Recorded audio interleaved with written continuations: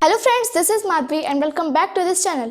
Friends, आज के इस वीडियो में हम लोग ग्रामर सेक्शन को कंटिन्यू करते हुए वर्ब पढ़ेंगे। आज के इस वीडियो में हम लोग वर्ब की काइंड भी पढ़ेंगे, जो कि ये हैं। तो चलिए चलते हैं बोर्ड की तरफ और पढ़ते हैं इस टॉपिक को। आइए पढ़ते हैं वर्ब को कि व्हाट इज वर्ब। वर्ब का मतलब होता है क्रिया। Verb is a word which shows an action और स्टेट। क्रिया हम उसे कहते हैं जो कि किसी काम के करने या फिर होने का बोध कराता है। स्टेट का मतलब होता है स्थिति और एक्शन का मतलब होता है किसी काम को किया जाना। For example, play. प्ले है एक वर्ब। मान लीजिए अगर आप इमेजिन करें तो आपके दिमाग में क्या आएगा कि कोई आदमी, कोई बच्चा खेल रहा है, तो ये क्या है, एक वर्ब है। सेम केस है ईट और डांस के साथ। बट अगर हम लोग बुक इमेजिन करें तो हमारे दिमाग में क्या आ रहा है, एक किताब का फोटो आ रहा है, तो ये क्या है, एक वर्ब नहीं है, ये एक नाउन है। सिमिलरली फील और स्मेल तो एक वर्ब है, लेकिन डॉग नहीं है वर्ब, ये है एक नाउन। तो आइए अब जान लेते हैं वर्ब के काइंड्स को। तो आइए पढ़ते हैं फर्स्ट काइंड ऑफ वर्ब, जो कि है finite verb. A finite verb is a type of verb that changes with tense, person और number. Finite verb हम उसे कहते हैं जो कि tense, person या फिर number के अकॉर्डिंग चेंज होता है। तो चलिए कुछ सेंटेंसेस देख लेते हैं जिससे कि ये वर्ब का काइंड जो है वो समझ में आ जाए। यहाँ पे देखिए, राम वर्क्स हार्ड।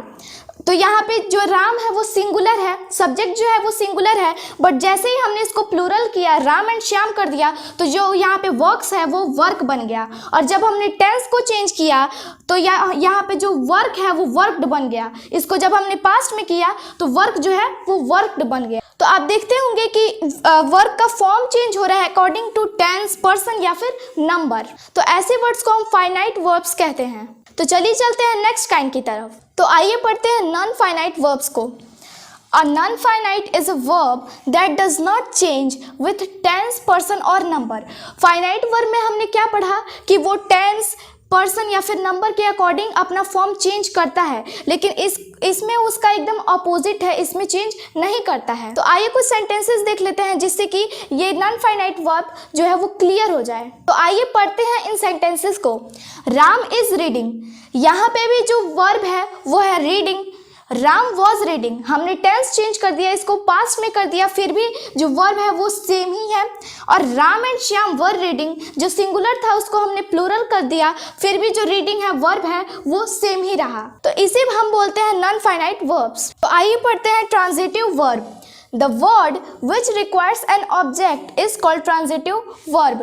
जो वर्ड ऑब्जेक्ट को रिक्वायर करता है, उसको ऑब्जेक्ट की नीड होती है, उसे हम ट्रांजिटिव वर्ब कहते हैं। For example, I eat a mango. अगर हम यहाँ पे कहें कि आई ईट, फिर भी सही है, लेकिन हमें यहाँ पे एक ऑब्जेक्ट की ज़रूरत होगी, क्योंकि हमसे यहाँ पे पूछा जा सकता है कि आप क्या खाते हैं। आई रीड अ बुक, हम अगर बोलेंगे कि आई रीड, फिर भी सही है, लेकिन हमसे यहाँ पे पूछा जा सकता है कि आप क्या पढ़ते हैं। यहाँ पे ऑब्जेक्ट की नीड पड़ सकती है, इसीलिए ये ट्रांजिटिव वर्ब की कैटेगरी में आते हैं। तो आइए पढ़ते हैं फोर्थ काइंड ऑफ वर्ब, जो कि है इंट्रांजिटिव वर्ब।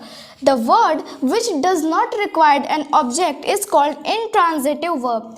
जिस वर्ड में हमें ऑब्जेक्ट की जरूरत नहीं होती है उसे हम इंट्रांजिटिव वर्ब कहते हैं। For example, I jump. अगर हम लोग कहें आई जंप तो कोई हमसे पूछ सकता है क्या कि आप क्या जंप करते हैं, इसीलिए ये एक ऑब्जेक्ट रिक्वायर नहीं करता है। सेम केस है यहाँ पे, अगर हम कहें कि आई डांस तो कोई हमसे पूछेगा कि आप क्या डांस करते हैं। आई स्लीप, अगर हम कहें कि आई स्लीप तो कोई हमसे पूछेगा क्या कि आप क्या सोते हैं। ये अपने आप में ही कंप्लीट है, इन्हें कोई ऑब्जेक्ट की जरूरत नहीं है, इसीलिए ये इंट्रांजिटिव वर्ब की कैटेगरी में आते हैं। तो ये रहा आपका होमवर्क, और आपको इन सेंटेंसेस में से वर्ब को पहचानना है और आप इसको कमेंट बॉक्स में जरूर बताइएगा। आज के वीडियो में बस इतना ही। नेक्स्ट वीडियो में हम लोग ग्रामर सेक्शन को कंटिन्यू करते हुए एडवर्ब को पढ़ेंगे। तब तक के लिए टेक केयर।